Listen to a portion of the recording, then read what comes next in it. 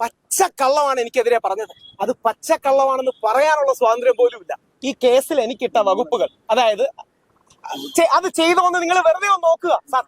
അല്ല, ഇനി ഒരു കാര്യം ഞാൻ ചേട്ടനോട് തിരിച്ചു ചോദിക്കാം, എന്തായാലും ഈ കേസ് നോക്കി കാണുമല്ലോ, ഞാൻ എന്തെങ്കിലും ഐഡന്റിറ്റി ഡിസ്ക്ലോസ് ചെയ്തു? എന്റെ സ്കൂളിലെ ടീച്ചർ പറഞ്ഞു ബാഡ് തിങ്സ് ഹാപ്പൻ ചെയ്യുമ്പോ ക്വസ്റ്റ്യൻ ചെയ്യണം, അച്ഛനെ യാഗിന്റെ അച്ഛനെ പോലെ.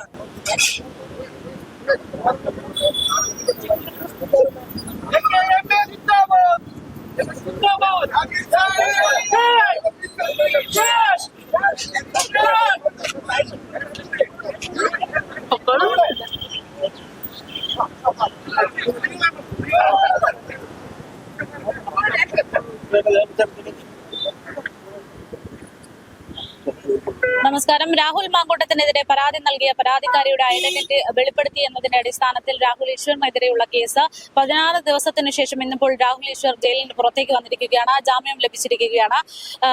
വളരെ വലിയ രീതിയിലുള്ള ആരോപണങ്ങൾ തന്നെയാണ് ഇന്ന് അദ്ദേഹം ഉന്നയിച്ചിരിക്കുന്നത്. കള്ളപ്പരാതികൾ അത് തന്നെയാണ് എന്നുള്ളത് ആവർത്തിക്കുകയാണ് രാഹുൽ. ഞാൻ എഴുതി വെച്ചിട്ടുണ്ട്. ഞാൻ ഈ പറയുന്ന ഓരോ കാര്യങ്ങളും ഞാൻ ആണയിട്ട് പറയുകയാണ്, 100% സത്യമാണ്. സ്വാമി അയ്യപ്പനാണ്, മഹാത്മാഗാന്ധിയാണ്, എനിക്ക് 2 മക്കളുണ്ട്, യാഗും യുഗും. അവരാണ് ഈ പറയുന്ന ഓരോ കാര്യവും സത്യമാണ്. ഒന്നാമത്തെ എൻ്റെ ബോധ്യം, നമുക്കൊരിക്കലും കള്ളത്തെ കള്ളം കൊണ്ട് ജയിക്കാൻ കഴിയില്ല. കള്ളത്തെ സത്യം കൊണ്ടേ ജയിക്കാൻ കഴിയും. ഇരുട്ടിനെ ഇരുട്ടുകൊണ്ട് തോൽപ്പിക്കാൻ കഴിയില്ല, വെളിച്ചം കൊണ്ടേ തോൽപ്പിക്കാൻ കഴിയും. വെറുപ്പിനെ വെറുപ്പ് കൊണ്ടല്ല, ബഹുമാനവും സ്നേഹം കൊണ്ട് മാത്രമേ ചെയ്യാൻ കഴിയും. അതുകൊണ്ടാണ് ഈ വിഷയങ്ങൾ പറയുന്നത്. എന്നോട് ഇപ്പം പറയുന്നത് കേസിനെ കുറിച്ച് പറയരുതെന്നാണ്. അതുകൊണ്ട് ഞാൻ കേസിനെ കുറിച്ച് പറയുന്നില്ല. പക്ഷെ ഒരു കാര്യം എനിക്ക് പറയാതിരിക്കാൻ പറ്റില്ല, അതെനിക്ക് പറയാനുള്ള റൈറ്റ് ഉണ്ട്. ഓൾറെഡി നമ്മൾ കോടതിയിലും പറഞ്ഞിട്ടുണ്ട്. എനിക്ക് നോട്ടീസ് തന്നിട്ടില്ല. എനിക്ക് നോട്ടീസ് തന്നാണ് അറസ്റ്റ് ചെയ്തതെന്നാണ് നമ്മുടെ പ്രോസിക്യൂഷൻ അടക്കം കോടതിയിൽ പറഞ്ഞത്. നിങ്ങൾക്ക് ഇത് അന്വേഷിക്കാവുന്ന കാര്യമാണ്. ഇനി കേസിനെ കുറിച്ചല്ല, എനിക്ക് കേസിനെ കുറിച്ച് 2 കാര്യങ്ങളുണ്ട്. കേസിനെ കുറിച്ച് പറയരുതെന്നുള്ളതുകൊണ്ട് അത് പറയുന്നില്ല. പക്ഷെ ഈ വ്യാഴാഴ്ച നടന്ന ഒരു കാര്യം എനിക്ക് എന്തായാലും പറയാം. ഈ വ്യാഴാഴ്ച ജാമ്യം കിട്ടേണ്ടതായിരുന്നു. അപ്പോ അവിടെ അഡ്വക്കേറ്റ് കയറി ഓപ്പൺ കോടതിയിൽ അടുത്ത കള്ളം പറഞ്ഞു, പോലീസ് റിപ്പോർട്ട് കിട്ടിയില്ല. നിങ്ങൾക്ക് പോലീസിലൊക്കെ ബന്ധമുള്ളതല്ലേ, അന്വേഷിക്കാം. പോലീസ് ഓൾറെഡി റിപ്പോർട്ട് കൊടുത്തിരുന്നു. എന്റെ ഫ്രണ്ടിലിരുന്ന ഇറിറ്റേറ്റഡ് ആയ പോലീസുകാര് അവിടെ വിളിച്ചു ചോദിച്ചു, നിങ്ങൾ എന്താ ഇങ്ങനെ പറഞ്ഞതെന്ന്. അതായത് എനിക്ക് ജാമ്യം നിഷേധിക്കാനായി, സിമ്പിളായിട്ട് പറഞ്ഞാൽ എലക്ഷൻ കഴിയുന്നത് വരെ എങ്ങനെയെങ്കിലും എന്നെ അകത്തിടണം. ഇത്ര മാത്രമേ ഉള്ളൂ കാര്യം. അതിന്റെ കാര്യം എന്ന് പറഞ്ഞാൽ ശബരിമല സ്വർണ്ണക്കൊള്ളയ്ക്ക് ബദലായിട്ട് സ്ത്രീ പീഡനം, രാഹുൽ മാങ്കൂട്ടത്തിൽ തുടങ്ങിയ വിഷയങ്ങളാണ് ബഹുമാനപ്പെട്ട മുഖ്യമന്ത്രി അടക്കം റേസ് ചെയ്യാൻ ആഗ്രഹിച്ചത്. ഞാൻ വെളിയിലുണ്ടെങ്കിൽ സാമൂഹ്യ മാധ്യമങ്ങളിലടക്കം അതിനെതിരെ ശക്തമായി ക്യാമ്പയിൻ ചെയ്യുമെന്ന് അദ്ദേഹത്തിന് അറിയാം. അതുകൊണ്ട് എങ്ങനെങ്കിലും ഇലക്ഷൻ കഴിയുന്നവരെ അറസ്റ്റ് ചെയ്തിടണമെന്ന് ആഗ്രഹമാണ്. ഇത് ശരിയാണോ എന്ന് നിങ്ങൾ ഓരോരുത്തരും ചിന്തിക്കണം. 2 പോയിന്റും കൂടെ, ആരോടും ഇതിൽ ദേഷ്യമില്ല, ആർക്കെതിരെയും പരാതിയില്ല. പക്ഷെ ഹൈക്കോടതിയിൽ ഈ കാര്യങ്ങൾ ചൂണ്ടിക്കാണിച്ച് എനിക്ക് നോട്ടീസ് കിട്ടിയില്ല, നോട്ടീസ് തന്നു എന്ന് കള്ളം പറഞ്ഞു തുടങ്ങിയ കാര്യങ്ങൾ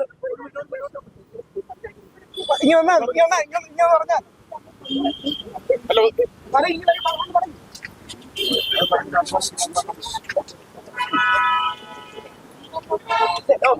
ശരി ശരി ശരി ശരി ഓക്കെ. കരഞ്ഞോണ്ട് ഭാര്യ പറയുകയാണ്, പോലീസ് സ്റ്റേഷനിൽ വന്ന് എന്റെ അമ്മ കരഞ്ഞോണ്ട് പറഞ്ഞു, മോനെ നിർത്ത്. എന്തിനു വേണ്ടിയാണ് ഞാൻ ആ ഫൈറ്റ് ചെയ്യുന്നത്? ഈ സാധനത്തിന് വേണ്ടിയാണ്. എന്തുകൊണ്ടാണ് മെൻസ് കമ്മീഷന് വേണ്ടി ഫൈറ്റ് ചെയ്യുന്നു എന്ന് പറഞ്ഞാൽ 16 ദിവസത്തോളം അങ്ങനെ വ്യാജ പരാതി എന്ന് എനിക്ക് പറയാമല്ലോ, കേസിനെ കുറിച്ചല്ല, ആ വ്യാജ പരാതിയിൽ എന്നെ അറസ്റ്റ് ചെയ്ത് അകത്തിട്ടതാണ്. നിങ്ങളെ ആരെ ഇതേപോലെ അറസ്റ്റ് ചെയ്താൻ സാധ്യതയില്ലേ? നമ്മുടെ മക്കളെ ഇതേപോലെ അറസ്റ്റ് ചെയ്താൻ സാധ്യതയില്ലേ?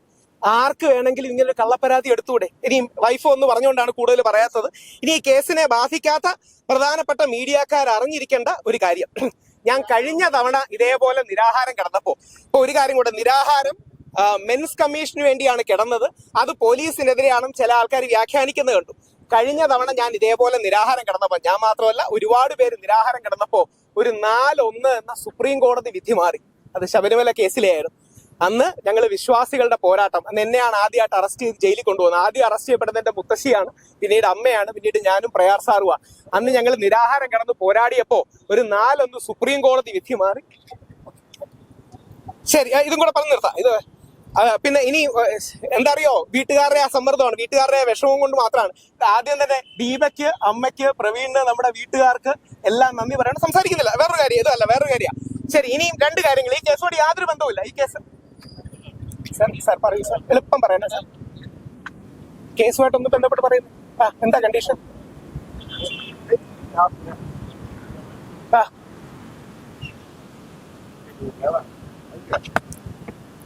ശരി, ഓക്കെ, ശരി. ഒരു സെറ്റ് നോട്ടീസ് തന്നില്ലെന്ന് പറയാമല്ലോ. ശരി, ഓക്കെ, ഓക്കെ, ശരി, ഓക്കെ. ഒന്നും പറയുന്നില്ല. ശരി, ഹൈക്കോടതി പോകുമെന്ന് പറയാമല്ലോ അല്ലേ? ഓക്കെ, ഒന്ന് ശരി, ഓക്കെ, ഓക്കെ, ശരി, ഓക്കെ. ഒന്നും പറയൂല. ശരി.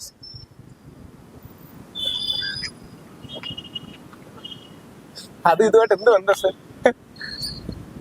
ശരി, ഓക്കെ, ശരി, ഓക്കെ, മനസ്സിലായി. ശരി, ഓക്കെ, മനസ്സിലായി. വീട്ടുകാരുടെ അഡ്വക്കേറ്റിനെയും പേടിയാണ്. ദിലീപിന്റെ കേസിനെ കുറിച്ചൊക്കെ പറയാനുണ്ടായിരുന്നു. അതുപോലും പറയരുതെന്ന് പറഞ്ഞുകൊണ്ട് പറയുന്നില്ല. കാര്യം വീട്ടിൽ തിരിച്ചെനിക്ക് പോകുന്നത്. ഈ രണ്ട് പോയിന്റുകളാണ് മീഡിയക്കാർ ദയവായി ശ്രദ്ധിക്കേണ്ടത്. ഞാൻ ഇതിൽ നിന്ന് മനസ്സിലാക്കിയ ഏറ്റവും വലിയ കാര്യം നിങ്ങളുടെ മീഡിയക്കാർക്കുള്ള പവറാണ്. കാര്യം പോലീസും അല്ലെങ്കിൽ ബാക്കി എല്ലാവരും ഓരോ ഘട്ടത്തിലും മീഡിയക്കാർ എന്തു പറയുന്നു എന്നുള്ള കാര്യം വളരെ പ്രധാനമായിട്ട് നോക്കിയിരുന്നു. മുഖ്യധാരാ ചാനലുകളെല്ലാം കണ്ടിരുന്നു. നിങ്ങൾ എണീച്ചു നിന്ന് സത്യം പറയുകയാണെങ്കിൽ ഈ നാട്ടിൽ ഒരുപാട് മാറ്റങ്ങൾ ഉണ്ടാകും. അതുകൊണ്ട് ഓരോ മീഡിയക്കാരോട് ഞാൻ കാല് പിടിച്ച് അഭ്യർത്ഥിക്കുകയാണ്. നാളെ ഏത് കേസ്, ഇപ്പൊ 2 കേസുകൾ ഞാൻ പറയുന്നില്ല. 2 പ്രമുഖരുടെ കേസുകൾ ഏതൊക്കെയാണെന്ന് ഉദ്ദേശിക്കാമല്ലോ, അതിനെ കുറിച്ച് പറയുന്നില്ല. പക്ഷെ ആ കേസുകളിലടക്കം നിങ്ങൾക്ക് സത്യമെന്ന് ബോധ്യമുള്ളത് നിങ്ങൾ പറയണം. ഒരു ക്യാമ്പയിന്റെ ഭാഗമായി നിന്ന് കാര്യങ്ങൾ പറയരുത്. അവസാനത്തെ കാര്യം, ആരാന്റെ അമ്മയ്ക്ക് ഭ്രാന്ത് പിടിച്ചാൽ കാണാൻ നല്ല രസമാണ്. ആരാന്റെ മോനെ കള്ളക്കേസിൽ കുടുക്കിയാൽ അതൊക്കെ വാദവും സംവാദവും എന്ന് പറയാൻ രസമാണ്. സ്വന്തം മകൻ ഒരു കള്ളക്കേസിൽ കുടുങ്ങുമ്പോഴേ നമുക്ക് അങ്ങനെ വിഷമം അറിയും. ഞാൻ അങ്ങനെ ജയിലിൽ നിന്ന് 4-5 പേര് അവിടത്തെ എഴുതി എനിക്ക് തന്നിട്ടുണ്ട്. വ്യാജ പോക്സോ കേസിൽ വർഷങ്ങളോളം കിടക്കുന്നവർ, വ്യാജ പീഡന കേസിൽ കിടക്കുന്നവരുടെ പേരുകൾ ഞാൻ എഴുതിയിട്ടുണ്ട്. പക്ഷെ അത് പറയുന്നില്ല, ഞാൻ പറഞ്ഞ വേറെ വല്ല പ്രശ്നമാണെന്നുള്ളതുകൊണ്ട്. അതായത് 2 പേര് പരസ്പരം ഇഷ്ടം, വീട്ടുകാരറിഞ്ഞ് ഇഷ്ടവും അഫെയറുമാണ്. ആ പയ്യനെ 20 വർഷം പോക്സോ കേസിന് ശിക്ഷിച്ച് ഇവിടെ കിടപ്പുണ്ട്. ഞാൻ ഇറങ്ങാൻ നേരെ ഒരു വളരെ ഇതേപോലെ ഒരു പയ്യനെ, അവർക്ക് ഒരു പെൺകുട്ടി ഇവനും തമ്മിൽ അഫെയറാണ്. അപ്പം പെൺകുട്ടിയുടെ വീട്ടുകാർക്ക് കല്യാണത്തിന് താല്പര്യമില്ല.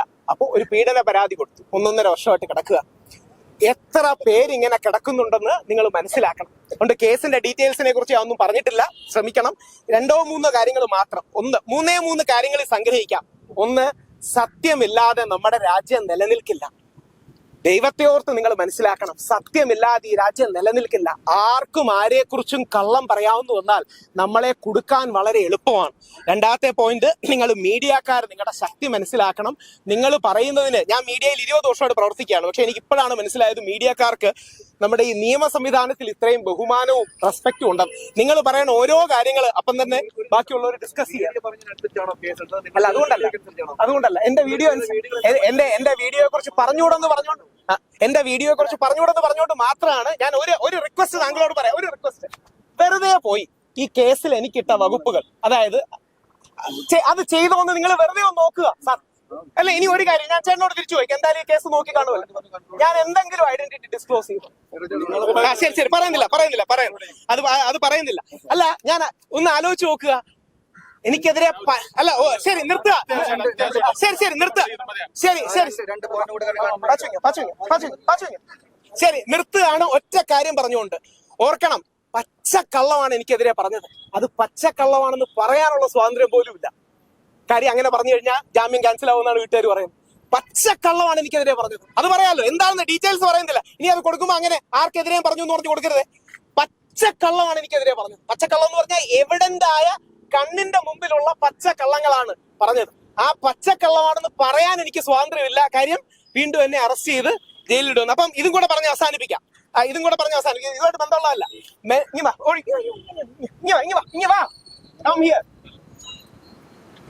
എന്തിനാ ഫൈറ്റ് ചെയ്യുന്നതെന്നറിയാം? നാളെ ഇവനെ പോലുള്ള നമ്മുടെ ആൺകുട്ടികൾ വളർന്നു വരുമ്പോ അവരെ കള്ളക്കേസിൽ കുടുക്കി അറസ്റ്റ് ചെയ്യരുത്. നിങ്ങളുടെ മകനെ അറസ്റ്റ് ചെയ്യരുത്. നിങ്ങളുടെ സഹോദരനെ അറസ്റ്റ് ചെയ്യരുത്. നമ്മുടെ അച്ഛനെയും നമ്മുടെ സഹോദരനെയും നമ്മുടെ മക്കളെയും കള്ളക്കേസിൽ കുടുക്കി അറസ്റ്റ് ചെയ്യരുത്.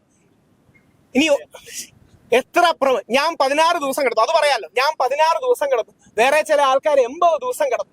ഉമ്മൻചാണ്ടി സാറിന് നീതി കിട്ടാത്ത, സൂപ്പർ സ്റ്റാറുകളോടൊപ്പം നിൽക്കുന്ന ചില ആൾക്കാർക്ക് നീതി കിട്ടാത്ത, നിവിൻ പോളിക്ക് നീതി കിട്ടാത്ത ഈ നാട്ടിൽ നമ്മുടെ മക്കൾക്ക് എന്തെങ്കിലും നീതി കിട്ടുമോ?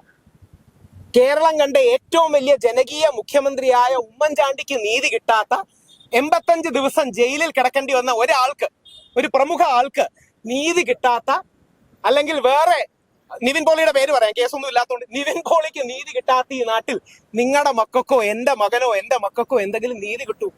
ഇത് പറഞ്ഞ് അവസാനിപ്പിക്കുകയാണ്, ഒറ്റ വരി പറഞ്ഞ് അവസാനിപ്പിക്കാം. നമ്മുടെ മകൻ, നമ്മുടെ അച്ഛൻ, നമ്മുടെ സഹോദരൻ ജയിലിൽ നിന്ന് ഒരു വ്യാജ പരാതി അകലത്തിൽ മാത്രമാണ്. നമ്മുടെ അച്ഛൻ, നമ്മുടെ മകൻ, നമ്മുടെ സഹോദരൻ ജയിലിൽ നിന്ന് ഒരു വ്യാജ പരാതി അകലത്തിൽ മാത്രമാണ്. ഈ 16 ദിവസവും കിടന്നപ്പോ എനിക്ക് ഒരൊറ്റ സന്തോഷം ഉള്ളായിരുന്നു, അത് പിടിച്ച് ഉള്ളത്. മോനെ അത് എന്താന്ന് പറ, സ്കൂളിൽ പറഞ്ഞ എന്താന്ന് പറ, മറ്റേ ടീച്ചർ പറഞ്ഞു. നോ ഗോ ഹെഡ്, നീ പേടിക്കേണ്ട കാര്യമില്ല. അമ്മ പറഞ്ഞു, പിന്നെ പറഞ്ഞു ധൈര്യമായിട്ട് പറഞ്ഞു. അത് കുഴപ്പമില്ല, പറഞ്ഞിട്ട് പോ. എന്റെ സ്കൂളിലെ ടീച്ചർ പറഞ്ഞു ബാഡ് തിങ്സ് ഹാപ്പൻ ചെയ്യുമ്പോ ക്വസ്റ്റ്യൻ ചെയ്യണം യാഗിന്റെ അച്ഛനെ പോലെ. അതായത് മോൻ സ്കൂളിൽ പഠിച്ചപ്പോ ഞാൻ 4 ദിവസം വെള്ളം കുടിക്കാതെ കിടന്നു. 4 ദിവസം വെള്ളം കുടിക്കാതെ. അതിനുശേഷം ഡോക്ടർ വന്ന് പറഞ്ഞു കിഡ്നി അടക്കമുള്ള ചീത്തയാവും. എന്റെ 2 മക്കളെ ഓർത്താണ് നിർത്തിയത്. 5 ദിവസം പട്ടിണി കിടന്നു. അത് എന്റെ വീട്ടിലെ ഒരു കാര്യത്തിന് വേണ്ടിയിട്ടല്ല. അപ്പൊ ഇത്രയും വേദനയില് മോന്റെ ഒരു വാക്കിലാണ് എന്റെ സന്തോഷം. എന്താണെന്ന് അറിയാവോ?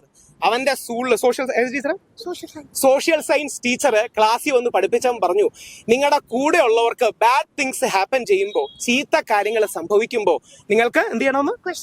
നിങ്ങളത് ക്വസ്റ്റ്യൻ ചെയ്യണം, നിങ്ങളത് ചോദ്യം ചെയ്യണം.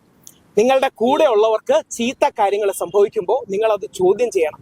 എനിക്ക് അങ്ങനെ ചോദ്യം ചെയ്ത് ജയിലിൽ പോയതിൽ അഭിമാനമാണുള്ളത്. ആ മെൻസ് കമ്മീഷന് വേണ്ടിയുള്ള പോരാട്ടം തുടരും. കൂടുതൽ നടപടികളുമായി മെൻസ് കമ്മീഷന് വേണ്ടി ആക്റ്റീവായി തുടരും. നിങ്ങളുടെ മകൻ, നിങ്ങളുടെ അച്ഛൻ, നിങ്ങളുടെ സഹോദരൻ, നമ്മളുടെ മകൻ, നമ്മളുടെ അച്ഛൻ, നമ്മളുടെ സഹോദരൻ ജയിലിൽ നിന്ന് ഒരു വ്യാജ പരാതി അകലത്തിൽ മാത്രമാണ്. എന്റെ മോന്റെ തലയിൽ കൈവച്ച് ഞാൻ പറയുകയാണ്, അയ്യപ്പസ്വാമിയാണ്, മഹാത്മാഗാന്ധിയാണ്, എന്റെ മോന്റെ തലയാണ് സത്യം. ഈ പറഞ്ഞത് 100% സത്യമാണ്. ഈ പറഞ്ഞതിൽ 0.1% പോലും ഞാൻ കള്ളം പറഞ്ഞിട്ടില്ല. 100% സത്യത്തിൽ പറയുകയാണ്.